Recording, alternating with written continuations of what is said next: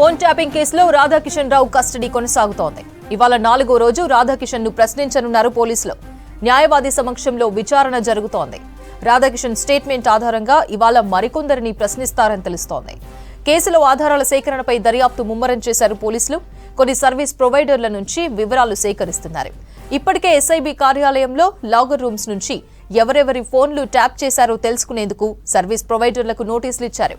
ఈ కేసులో ప్రధాన నిందితుడు ప్రణీత్ రావు ఫోన్లు ట్యాప్ చేసేందుకు ఓ ప్రముఖ టెలికమ్యూనికేషన్ సర్వీస్ కంపెనీ ఉద్యోగి సహకారం తీసుకున్నట్టు గుర్తించారు ఇన్వెస్టిగేషన్ టీం అధికారులు.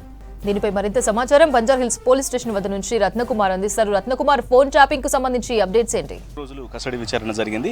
ఇవాళ 4వ రోజు కస్టడీ విచారణ మరికొద్దిసేపట్లోనే ప్రారంభం కాబోతుంది. ఇప్పటి వరకు 3 రోజుల కస్టడీ విచారణలో ఫోన్ ట్యాపింగ్ కు సంబంధించి అనేక కీలక విషయాలను, ఎవిడెన్స్ ను కూడా రాధాకిషన్ రావు నుంచి కలెక్ట్ చేస్తున్నారు ఇన్వెస్టిగేషన్ టీం. మరికొన్ని రోజులు ఇప్పుడు జరగబోయేటువంటి కస్టడీ విచారణలో కూడా మరికొన్ని ఎవిడెన్స్ ను కూడా కలెక్ట్ చేసేటువంటి అవకాశాలు ఉన్నాయి.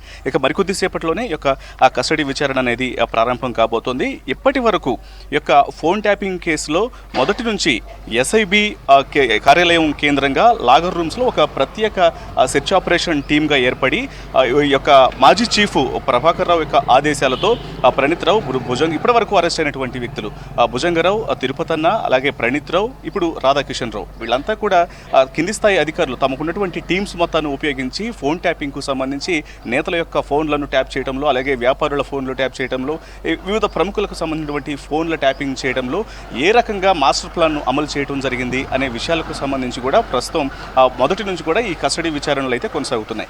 ఇప్పుడు రాధాకిషన్ రావు, ప్రభాకర్ రావు తర్వాత అత్యంత కీలకమైనటువంటి వ్యక్తి.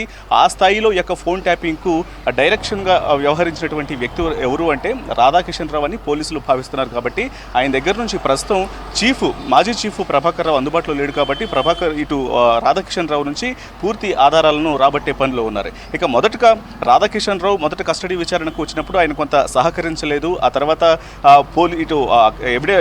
ఇన్వెస్టిగేషన్ టీం ఆయన ఒక దారిలోకి తీసుకొచ్చేసరికి ఆ తర్వాత వరుసగా ఆయన చేసినటువంటి అక్రమాలకు సంబంధించినటువంటి పూర్తి ఇన్ఫర్మేషన్ అనేది మాత్రం ఏ రకంగా ఫోన్ ట్యాపింగ్ కేసులో కీలక పాత్ర వహించారు అనేది ఆయన సహకరిస్తూ కూడా అనేక కీలక విషయాలను కూడా ఇన్వెస్టిగేషన్ టీంకు తెలియజేయడం జరిగింది. మరోవైపు రాధాకిషన్ రావుకు సంబంధించినటువంటి కొంతమంది ఫ్యామిలీ సభ్యులు ఇక్కడికి రావడం జరుగుతుంది. ఇందులో కస్టడీ విచారణలో భాగంగానే ఆయన కొంత హైబీపీ కారణంగా అనారోగ్యానికి గురైనటువంటి సమయంలో కూడా కొంత ఫ్యామిలీని కలుసుకునేందుకు కూడా కొంత వెసులుబాటు కల్పించారు. మొత్తంగా ఈ ఫోన్ ట్యాపింగ్ కేసులో రాధాకిషన్ రావు నుంచి ఫోన్ ట్యాపింగ్కు సంబంధించినటువంటి అనేక విషయాలను కూడా ప్రస్తుతం దర్యాప్తు బృందం అనేది ఆయన నుంచి సమాచారం సేకరిస్తున్నారు. ముఖ్యంగా ఇప్పుడు ఈ టాస్క్ ఫోర్స్ వ్యవస్థకు సంబంధించి టాస్క్ ఫోర్స్లో వివిధ నియోజకవర్గాల్లో గత ఉప ఎన్నికలకు సంబంధించి దుబ్బాక, మునగోడు, పలు ఎక్కడెక్కడైతే ఉప ఎన్నికలు జరిగాయో ఉప ఎన్నికల్లో టాస్క్ ఫోర్సు సిబ్బందిని ఉపయోగించుకొని ఆయన ఏ రకంగా రైడ్స్ చేసి మొత్తం మనీని అప్పుడు ప్రతిపక్ష పార్టీలకు సంబంధించినటువంటి డబ్బును సీజ్ చేయడంలో కీ రోల్ ప్లే చేశారు అనే వాటికి సంబంధించినటువంటి ఎవిడెన్స్ను కూడా రాబడుతున్నారు.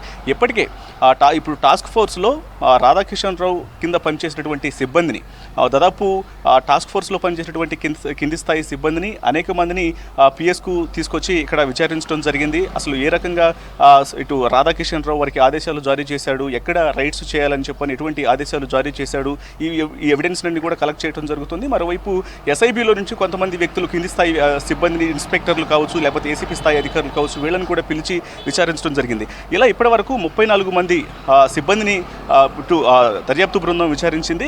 మీద ఇప్పుడు రాధాకిషన్ రావు ఇచ్చినటువంటి సమాచారంతో మరికొంతమంది సిబ్బందిని కూడా విచారించేటువంటి అవకాశాలు కనిపిస్తున్నాయి.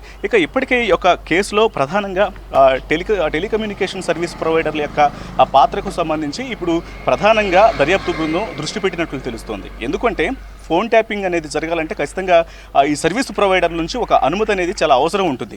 వాస్తవానికి ఫోన్ ట్యాపింగ్ అనేది చేయాలంటే దేశ భద్రతకు విఘాతం కలిగించేటువంటి వ్యక్తుల మీద వారి యొక్క మూమెంట్స్ను కనిపెట్టడం కోసం, లేదంటే మావోయిస్టుల యొక్క మూమెంట్స్ను కనిపెట్టడం కోసం ఇటువంటి విషయాల్లోనే ఫోన్ ట్యాపింగ్ అనేది చేస్తుంటారు. ఈ ఫోన్ ట్యాపింగ్ చేయాలి అంటే ఖచ్చితంగా రాష్ట్ర స్థాయి వ్యక్తుల యొక్క ఫోన్లు ట్యాప్ చేసేటప్పుడు ఖచ్చితంగా చీఫ్ సెక్రటరీకి ఒక లేఖ రాస్తారు. అక్కడ చీఫ్ సెక్రటరీ ఆమోదించాల్సి ఉంటుంది. ఆమోదించిన తర్వాత అప్పుడు సర్వీస్ ప్రొవైడర్లు ఆయా నెంబర్లను ఇచ్చి ఫోన్ ట్యాపింగ్ కొంత అనుమతి అనేది తీసుకోవడం జరుగుతుంది ఎస్ఐబి అధికారులు.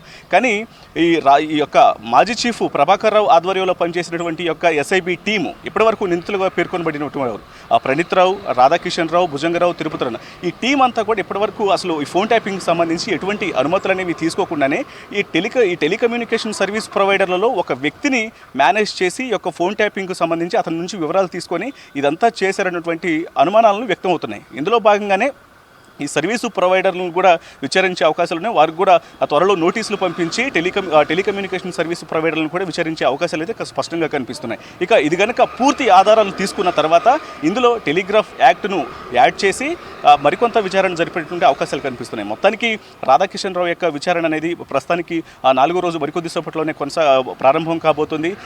ఇప్పుడు ఎమ్మెల్యే కొనుగోలు కేసులకు సంబంధించి కావచ్చు, ఆయన అసలు ఆ రోజు ఏ రకంగా సిబ్బందిని మేనేజ్ చేసి అక్కడ ఫామ్ హౌస్లో సీసీ కెమెరాలను ఏర్పాటు చేశాడు, మొత్తం అక్కడ టీమ్స్ని పంపించేసి ఈ యొక్క అక్కడ జరుగుతున్నటువంటి సమావేశాన్ని ఏ రకంగా వాళ్ళు అంతా దాన్ని తిప్పికొట్టగలిగారు, ఇదంతా ఎట్లా చేయగలిగారు అనేటువంటి విషయాల మీద కూడా ప్రధానంగా దృష్టి పెట్టి ఆ రోజు జరిగినటువంటి అనేక సమావేశాలకు సంబంధించినటువంటి అనేక ఎవిడెన్స్ని కూడా రాబట్టే పనిలో ఉన్నారు. మొత్తంగా మరికొద్దిసేపట్లోనే యొక్క 4వ రోజు విచారణ ప్రారంభం కాబోతుంది. రాధాకిషన్ రావు నుంచి ఈ ఫోన్ ట్యాపింగ్ కేసులో మరిన్ని విషయాలను కూడా రాబట్టే అవకాశాలు ఉన్నాయి.